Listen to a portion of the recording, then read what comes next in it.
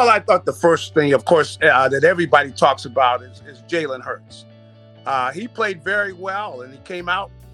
He made some good decisions with the football. I thought on the first pass that he completed, he rolled to his right, and rather than just tuck that ball and start running, he was looking downfield and he was able to connect with Quez Watkins. And that was really the play that I think that got everything going.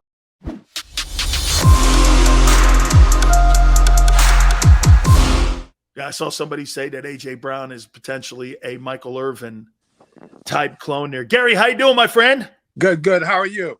Hey, man, get this. Must be busy right now in Philly with these Eagles and everybody's hype. Give me your takeaways from Friday's game. Well, I thought the first thing, of course, that everybody talks about is Jalen Hurts. He played very well, and he came out. He made some good decisions with the football. I thought on the first pass that he completed, he rolled to his right, and rather than just tuck that ball and start running, he was looking downfield and he was able to connect with Quez Watkins. And that was really the play that I think that got everything going, because when Jalen is playing like that, where he's looking to throw the ball rather than just run, I thought that was a great play, was a great throw, and he made some good decisions. I thought the next play, he threw the check down to Miles Sanders. If he will just take what defenses give him, this offense is going to be effective. So I thought he really kind of got things going. And just to see him play like that, he was 6 for 6 and for about 80 yards. If he's going to play like that, I tell you, they're going to be tough to beat. Absolutely. Here, let me throw Jordan Davis at you. I'll tell you, you know what I loved about him, Gary? He was setting a new line of scrimmage, but as you saw his reps go up and you saw him playing a little more, I thought his conditioning was a little bit of an issue too, because he started playing high a little bit. And I think this is not just a Jordan Davis issue. I kind of thought that the whole team had a little bit of a conditioning issue because, they're not really conditioning a lot when you're practicing only for an hour and a half. And I don't want to lead the question here, but I thought Jordan Davis was dominant, but I thought his conditioning was an issue for me a little bit. Well, it was an issue that I saw when he first worked out, when he first came here. I think it's better than it was. But, I'm out there. I see them. They practice an hour. Everybody walks in. There's nobody out there running. Maybe every now and then there might be somebody out there running. But for the most part, they don't do conditioning at the end of practice, and they don't practice that long. So if a guy's not going to do some extra, a big guy like Davis, he needs to be doing something specifically for conditioning, because he's so big that getting in shape is something that's not easy to do. But I can tell you that I think the kid is going to be a force, though, in the league, because he's a beast. He's so strong, and plus the kid can run. I'll tell you, Gary, he reminded me of Adama Sue in Detroit. I mean, that, grabbing the center, getting a new line of scrimmage. I'll tell you, man, he gets that conditioning down and he could play around 60 snaps. Like you said, he could be a force. Nakobe Dean, Gary, I'll tell you this. I saw him out there on the field. He's a little dude, but I'll tell you what, man, he blew that tight end up in that fit. And I'll tell you what, man, he knows where to go to the ball. You can see he reads his keys. And when you have 700 pounds in front of you, that's going to make your life a lot easier. But I really liked what I saw with Nakobe Dean. Well, the thing that I've seen in practice, nearly every play, the last step he takes, he's taking it towards where the ball is going. And the kid has a great sense of what play. He's able to look at the formation and look at the offensive lineman, the way their stances and things. And he's got to feel where the ball is going, because I see nearly every time the kid takes a step, and that step where he took is where the ball is going. So he's got a great feel for the game. Very smart, way beyond his years when it comes to his understanding of the game, because he understands, formations. He understands what teams like to do. And you can see he's got a great feel for the game. So it's going to be exciting, but he is small out there. You can see him out there. He looks like he looked like guy, Bob Sanders out there. I mean, but you you really hit on it there. I mean, no false steps. You know, linebackers and young linebackers, they have false steps because they don't trust their keys. Yeah. And he reads the technique, and you can see he's got faith in his ability there. I'll tell you somebody else, Gary. I said he's the best player in camp. This Kaiser White, he is a ball player, man. I mean, runs to the ball. Yep. And Zach Wilson was telegraphing the routes the entire time that he was healthy in there. I mean, Gary, he's like this. Kaiser White went, you ain't doing that to me, son. That's right. Jumped that route on his ass. He's a hell of a pickup. Well, that's the thing I've noticed about some of the guys they picked up. Just listening to them talk, first looking at them practice, then listening to them talk. They've got some adults in the room, meaning that, these guys are professionals. The same thing, with the Blackberry, you got a guy that's a student of the game, very professional about what he's doing. He's going to sit down. He's going to look at hours of film of the other team, study what they like to do. And then he's talking to his teammates about it. And that's what I like about both White and Blackberry. They're veteran players that are seasoned and they're professionals. It's going to make the younger players, going to make them better. And it's great to have these type of guys. Normally, you don't see these guys changing teams, though. And that's what was special. I got to give Howie a lot of credit. He made some great moves during the offseason. How about this, though, Gary? And tell me if you think I'm wrong on this, but Jonathan Gannon, man, still no press coverage.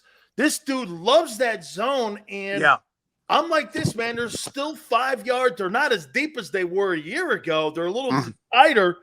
But Gary, again, man, I mean, look, I could see him trying to bring some pressure. And I know this too, Gary. He doesn't want a game plan and get a trend chart going for Detroit so that they can get a trend chart going on what he wants to do with the front seven and the secondary and disguise coverages. I get you have to kind of have an equal balance of that.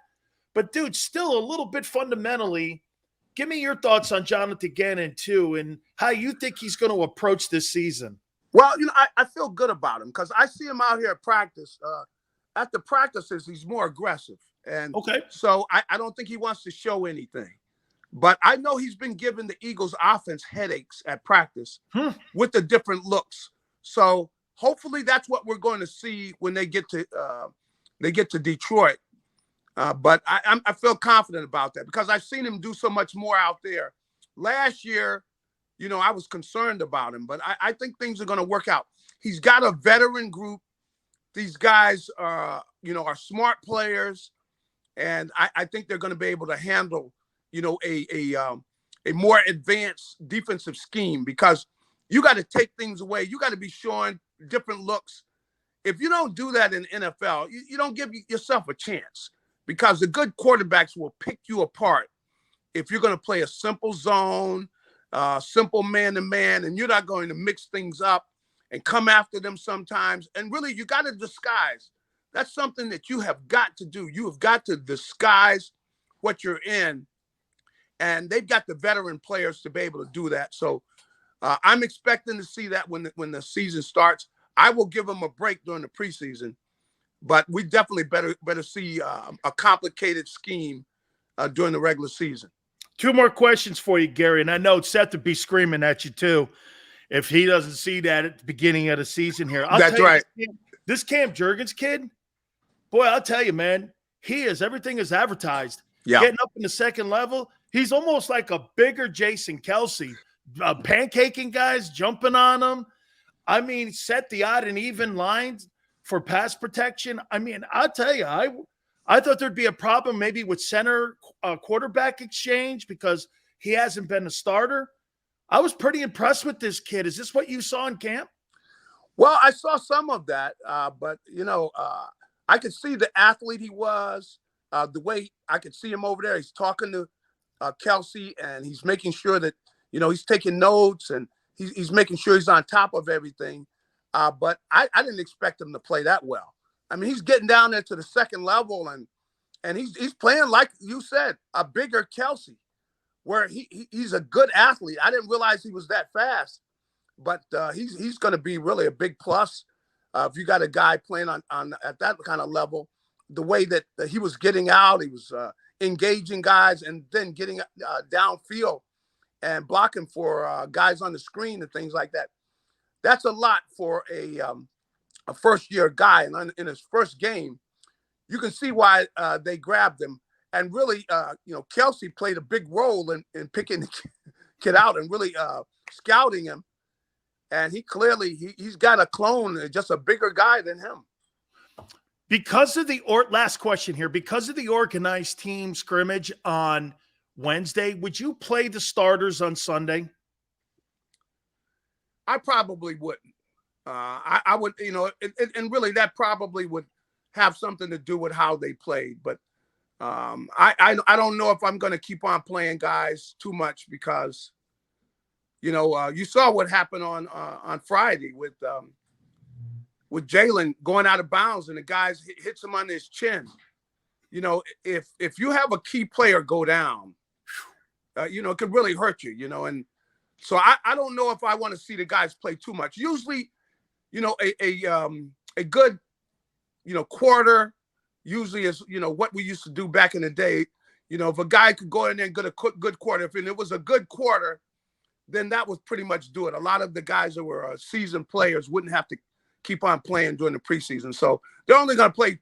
It's only going to be 2 more games. So I would have no problem just sitting those guys down. Okay. Tomorrow, yes or no, is Jalen Reagor an Eagle? I think so. I think so. But I can't really say because I wouldn't be shocked if somebody were to scoop him up because he's been looking very good at camp. You think they cut him tomorrow or not? You think no, they're not going to cut him. No. You don't think they cut him at all? He makes the team. Oh, he will either make the team or get traded somewhere. He's looked too good to cut. They can't cut him. So no way they cut him. There's a rumor out there. He showed out here. He's shown his speed, like he's been able to get deep. He's running his routes. He's catching the ball. He's had an outstanding camp. I don't see any way they could cut him. And there's also some rumors out there that Denver made a call on Friday for Jalen Reagor. So some teams are looking around, just not for Jalen Reagor, but other teams are looking around for wide receivers. Gary, I appreciate it, man. I mean, it was a good start. Let's see what they do against Cleveland. Thank you, my friend. All righty. Have a good one. You got it. That is Garry Cobb from Fox 29. Please hit the like button. Keep it here on the National Football Show.